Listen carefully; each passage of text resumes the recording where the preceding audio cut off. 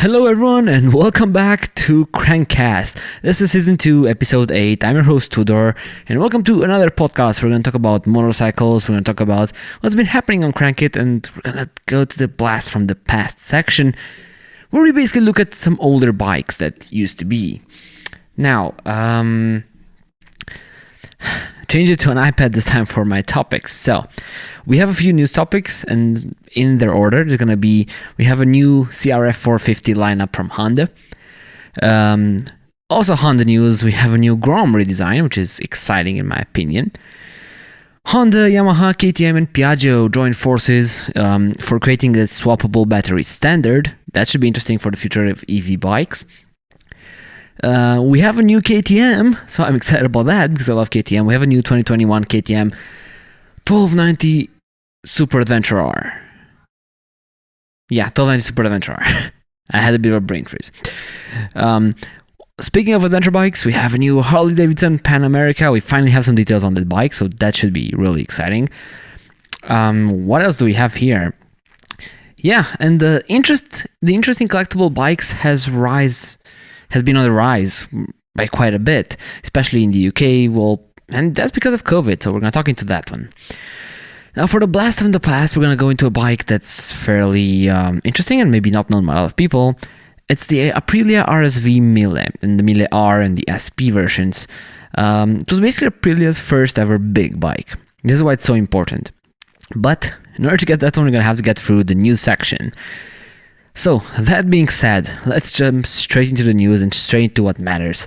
And let's talk about the 2022 Honda CRF450 Line-Up.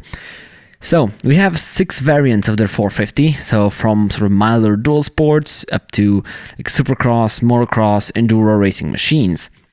That's cool and exciting. So, it's not like a big overhaul. Like the case with dirt bikes is that they usually aren't that big sort of overhauls from year to year. But still, we have some revamped suspension, we have some ECU tweaks for these bikes. And for example, we have a version called the CRF450 RWE, which, just to quote, features some high-end Yoshimura silencers, and a Henson clutch basket, and basically it has some of the fancier components you would expect on a dirt bike. Of course, it comes with a price tag, but hey, you can have it in Honda. And this is the bike that should provide you with factory levels of performance. So that is exciting. We have other versions, of course. We have an RX version, an L, an R, an R-S. Come on, Honda, with your naming, like seriously, it's getting a bit tough to follow. But so basically, we have all these models from enduro models, in the R and the RX. From the R model, which is the enduro model, all the way to the L model, which is the dual sport model. So that's one slightly more tamed, but at the same time, it's got some slightly longer service intervals and things like that. So to make it more dual sport friendly. The 450R and L will be available in May, and the others are soon to come afterwards. So even though this is called the 2022 model, it's actually going to be available in May of 2021. I honestly do not understand how manufacturers like name their models. How is it 2022? It was built and developed in 2020. It was sold in 2021. How the heck is it a 2022 model? I don't know. But that doesn't really matter. So the point is we have a new 450. So that's cool. Let's go into other Honda news because we have another 2022 model that's launching in 2021, and I'm talking about new Honda GROM. They revised it. They finally updated it. The GROM has basically had 2 incarnations. So there was the original GROM, the one that bootstrapped an entire army of YouTubers, if I can say. It was a really popular bike, and then it came with an update that made it a bit more square, a bit more edgy. That caught on really well, and it actually beat Kawasaki, even though the Kawasaki's Z125 Pro is technically superior. And now we have a sort of a third version on the table. So, it features easily removable body panels, a lot of customization options. So, okay, there's not much that was changed to this one, right? You don't get much more horsepower, you don't get fancier stuff in general. What you do get, though, is a way better customization platform. So, for example, all the body panels are really easy to screw on and off. So I can already see the aftermarket for this bike going crazy on it. Crazy sort of designs, crazy shapes. I mean, with the advent of like 3D printing, you can create so much stuff for these little bikes. So I think these bikes can be a tinkerer dream. And to be fair, if you were to pick a newer-ish bike, were to learn some mechanics, this is the perfect one. I mean, it's a 125, it's small engine, a simple engine, it's single cylinder, so that makes it simpler as well.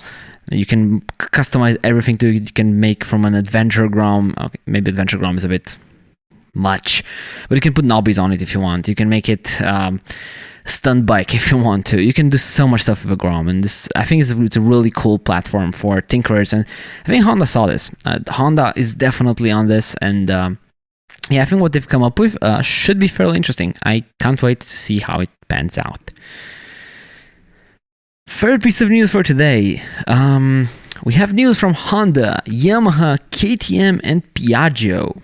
So these 4 companies are going to join forces in creating a new standard for swappable batteries.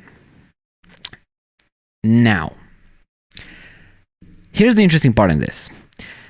You have a car, right? Which, on a car, if you add a few hundred kilograms for more batteries, it's not the end of the world, right? I mean, sure, it might not handle as well, but it's not the end of the world. On a bike, adding like tens or hundreds even of kilos, it is a big deal. So the thing is with bikes, it's much easier to simply scale up a battery on a motorcycle. And range is already really limited. I mean, look at the Zero bikes or even at the Harley Livewires. The range is quite limited on these models. And so what KTM, Piaggio, Yamaha, and who am I missing? Honda. Yeah. So what these 4 companies are trying to do is create sort of a swappable battery standard so that you could just ride your bike, your electric new bike, to like a battery charging station, get the old battery out, let it charge somewhere, grab a new battery from the shelf, put it in your bike, and then just ride away. And the fact that all these big 4 manufacturers are on this is a really good sign, because that means that we might actually see some adoption if this thing pans out to be feasible. So I think that's exciting. And what's exciting is actually, I'm excited about 2 manufacturers. So first of them is Piaggio, which they are one of the biggest scooter brands like everywhere. Sure, Yamaha makes scooters, Honda makes scooters, but really Piaggio is the scooter company. If you ask anyone about a scooter, they're probably gonna say the Piaggio Vespa. So that's exciting because look, scooters are a big market share, and this is where I see electric taking off in the beginning with scooters, and it sort of has started to do so. And having these big manufacturers jump on board, I think can only be a good thing.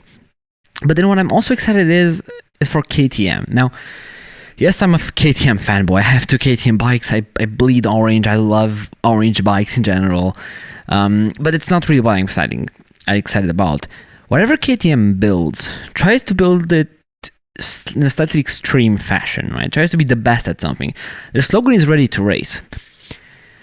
What's my point of this? So KTM, even with their smaller bikes, like their RC390s, for example, or the Duke 125s, they're really sporty bikes. The RC390 is a bike that, except the power in the canyons, can definitely keep up with something bigger, like an R6, for example, when ridden well. So my point is that this technology will not only be limited to scooters. I don't see KTM getting the scooters anytime soon, so their only interest will be for regular bikes. And so I'm really excited to see a standard that will work both for small stuff like scooters with Piaggio and with bigger bikes like KTM's. And bigger and more exciting bikes, to be more specific, like KTM's. So I definitely think this is a good idea. I'm curious if this will materialize to something concrete, but I don't know. I honestly do not know. But I'm curious to see what's going to happen. And now, since we started sort of the talk about KTM, let's go into some KTM and Austrian news. So we have a new KTM 1290 Super Adventure R. Yes, it's a long name, and yes, it's actually a fairly cool bike, especially for a big tourer.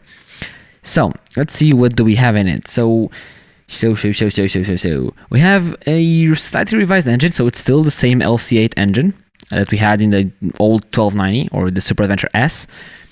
It's pumping out 160 horsepower, which for an adventure bike, what the heck do you need more than that? It's one of the most powerful adventure bikes out there. I think it's better than the GS. It's an amazing engine. So yeah, good job KTM. And now of course it is Euro 5. So basically every bike that's going to come out from now on is going to be Euro 5. But yeah, they need to tweak it so that it fits the Euro 5 emission standard, which is fine. It is slightly lighter. Now it's lighter by 1.6 kilograms, which maybe for a sport bike might be something. But for a large adventure bike, I don't really feel that you're gonna notice just a weight decrease. I mean, you might notice like if the center of gravity changes. Yes, you might notice that one, but I genuinely don't think that 1.6 kilos is that big of a difference for you to notice. But hey, we're gonna have to see. Maybe I'm just talking out my ass. Who knows? But it is lighter, so that's good. It features a new split radiator setup, so that's cool. Like it has now also the sort of lower hanging gas tanks on the sides. What else? You get the same optional quick shifter from KTM, so they still lock it away from you. Oh well, you're just gonna like pony up to get the quick shifter. But then what else? We also have a new and improved 220mm travel suspension, and that travel is actually front and rear, so it's a new WP. I think these are the Explore forks, if I'm not mistaken. But yeah, 220mm of travel front and rear, that's plenty good enough. If you don't know what the R version is, this is not really a road touring bike. I mean, okay, it can definitely easily road tour, but the point is this is more a bike made for adventure off-roading. So if you want a sort of big off-road adventure bike, this is the bike for you. And this is why it comes with a 23-liter tank, so you should have the range. That shouldn't be any issue. You have spoked wheels, which if you ask any adventure rider, you kind of really need. So yeah, you have those spoked wheels. What else do you have? The steering head was moved back by 15 millimeters, longer swing arm, so there are some sort of ergonomic slight changes. I'm curious how they're gonna feel like riding both on the pavement, where realistically speaking these bikes are gonna spend most of their lives, but then also on off-road, because hey, why would you buy an R model if you're not planning on taking it off-road, right? It makes no sense. So yeah, I hope that these will all be taken off-road.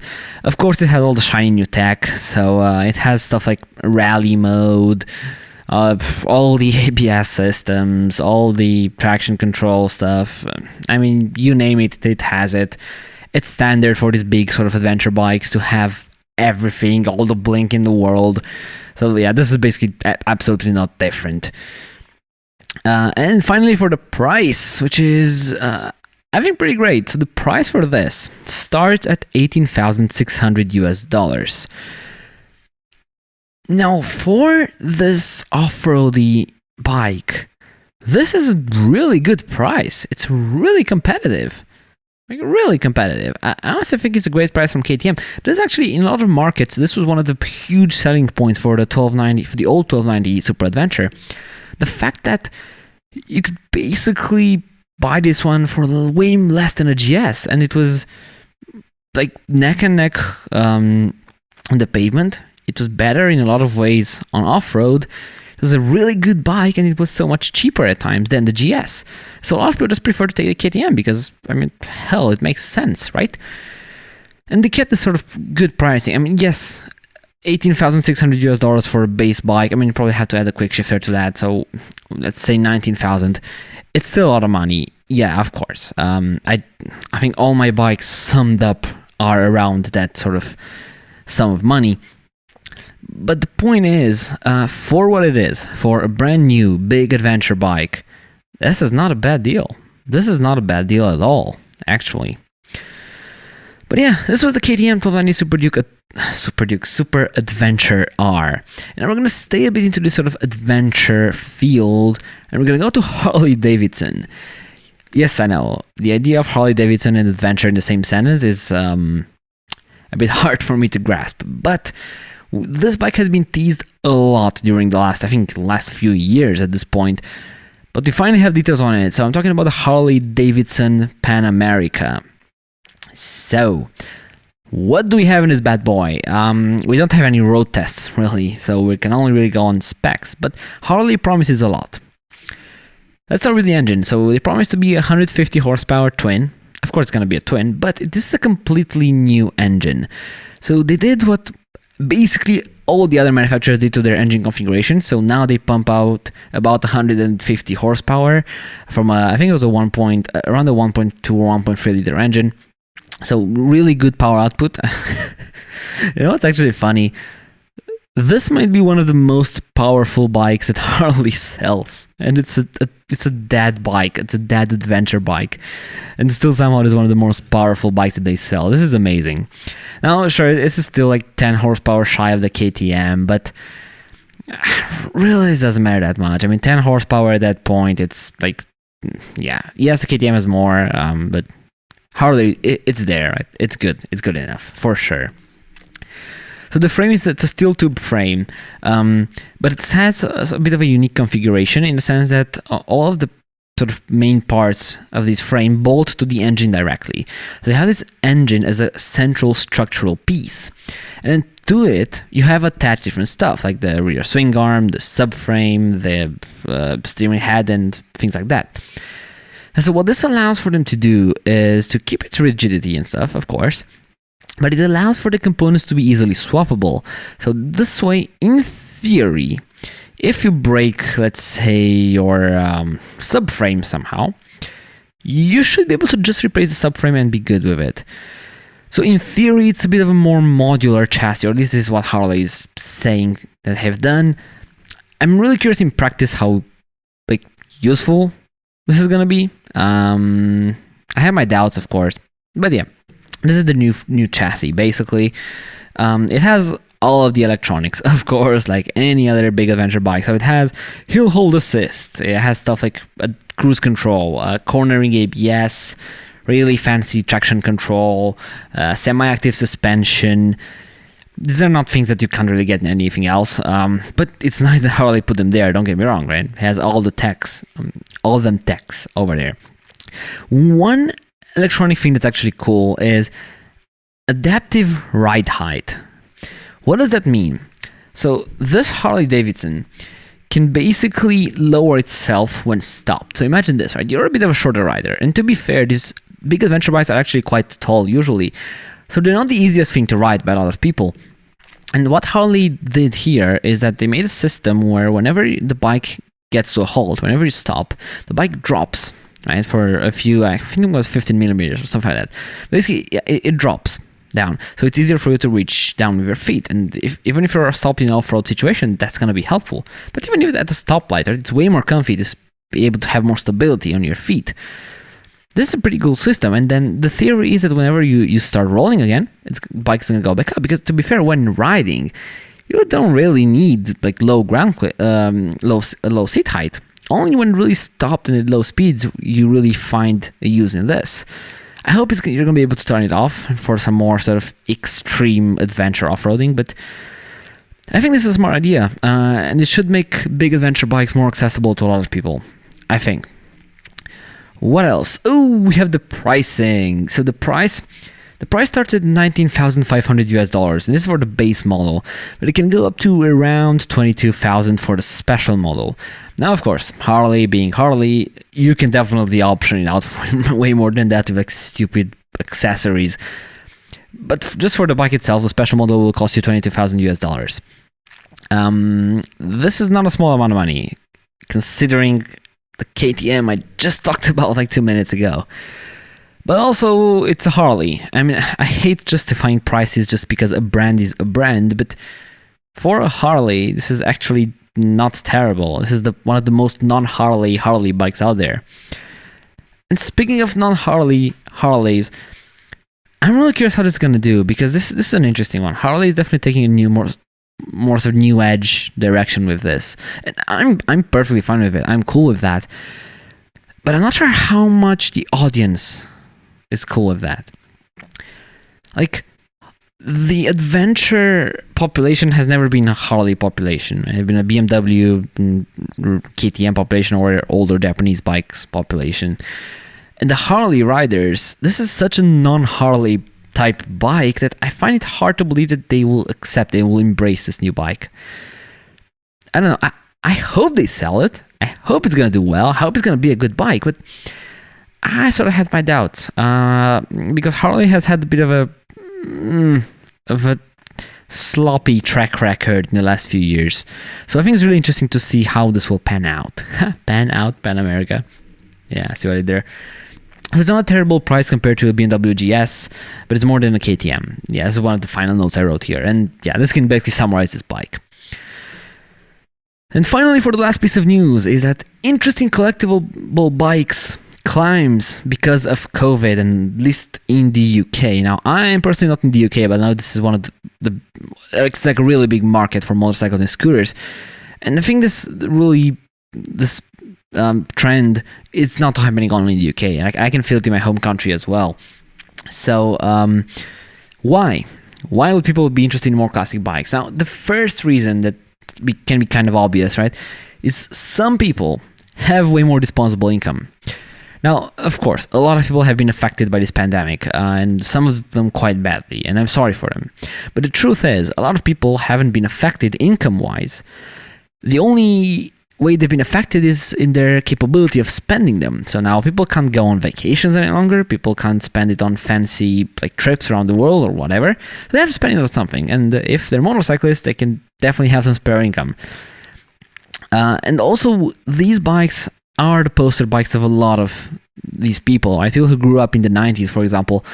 These are the poster bikes when they were 10 to 14 years old. So of course they're going to want them. Now they can afford them, and they're actually fairly cheap, for what they are. So yeah, I can definitely see why this is becoming a thing. Plus, there were some really unique bikes back then. I love some bikes. And this proved that some bikes can actually be assets, just like cars. So just like cars, some specific bikes can actually go up in value, or at least retain their value, which is not the case for most vehicles out there on the road, that's for sure. Speaking of retro, if you go even more into the past, two-strokes are actually really sort of in demand, like mint two-strokes. And I'm not talking about enduro bikes, I'm talking about road-going two-strokes, like stuff from the 70s, 80s, 90s even, like the Aprilia RSV and stuff like that. I love it. I really want to get some retro bikes into my garage right now. I don't have any old bikes, like my oldest bike is a 2009, but I would really love the bike that I'm going to talk about in this next section of this podcast. Well, I mean, it's a good segue to go into Blast from the Past. Yeah, this is how I'm calling it. I need to find some intros on this or something like that, but yeah. So, in Blast from the Past, we're basically taking an old motorcycle and dissecting it, seeing what was so cool about it and why you should maybe buy one. In this episode, we're going to talk about the Aprilia RSV Mille R. Mille R. This was a bike made between 1998 and 2003.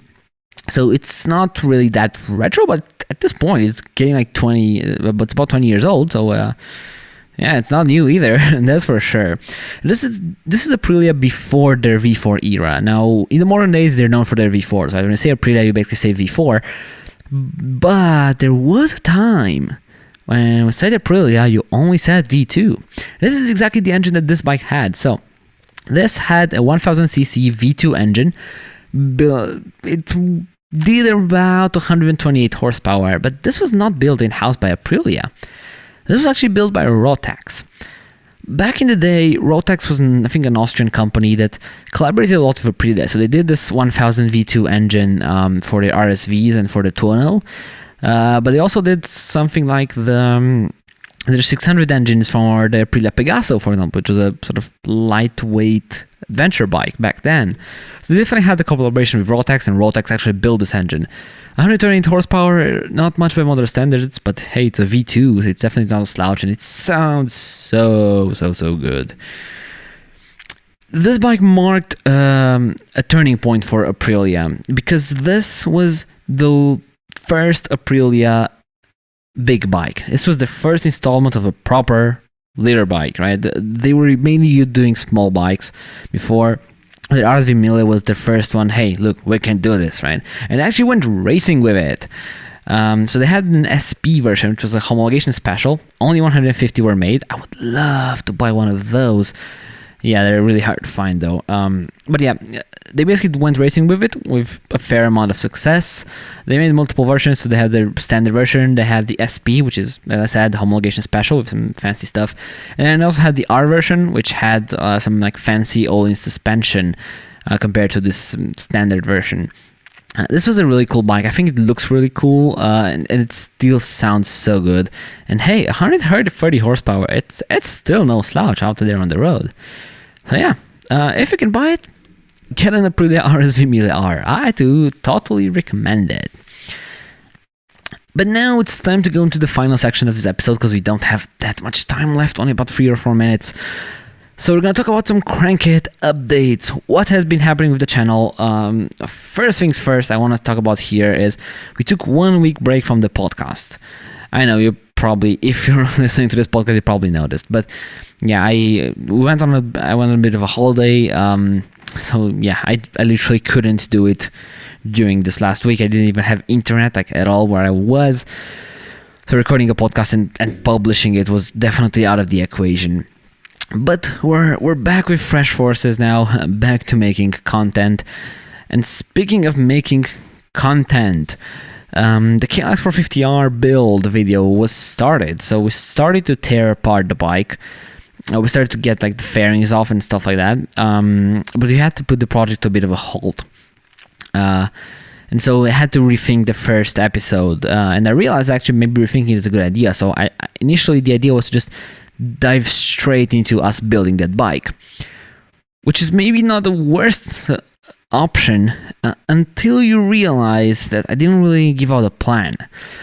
So the first episode is going to be basically we're going to lay down the plans on the blackboard over there. So I'm going to tell you how we're going to do it, with what parts we're going to do it, what are we going to change, what are we not going to change, what are we going to keep, and then we're going to go into tearing down the bike. And we find some pretty interesting stuff that definitely a bit of a fire hazard on that bike. But yeah, should tune in for that one. And another big KRANKiT update, and this is, I mean, it's kind of unfortunate for the channel, but unfortunately we had to leave the garage we were previously renting. I'm not going to go too much into details because I want some time to pass between when I talk about it and when it actually happened. So it happened like fairly recently. But yeah, we finished moving out of there. So currently don't really have a garage. I'm looking into one, maybe getting a smaller one, a temporary one until I figure out something like way better and way cooler for KRANKiT. Because yes, I do. I know KRANKiT is like really small at this point. But I want to do so much cool stuff with it that I don't want to do like small things, you know. I want to go big, and so I'll be fixing the garage situation. Don't worry, we're gonna have where to film the rest of the build series. But now the spring is also coming, so we're gonna be able to film outside a lot as well. A lot of videos. We have definitely some videos that desperately need to be filmed, and yeah, this has basically been it. These are the updates for KRANKiT. Now, if you enjoyed this video or this podcast, depends on where you're listening to, you can give us a follow on Instagram, that's crank.it. You can give us a follow on TikTok, which is I think crank_it, because yeah, we do post TikToks from time to time. You can also follow us on YouTube. Yeah, our main channel is called KRANKiT.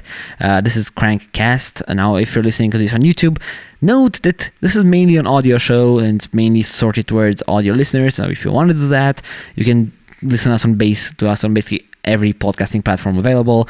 Speaking of podcasting platforms, if you liked it, please give us a 5-star review on like Apple Podcasts or Google Podcasts or wherever you're listening to this.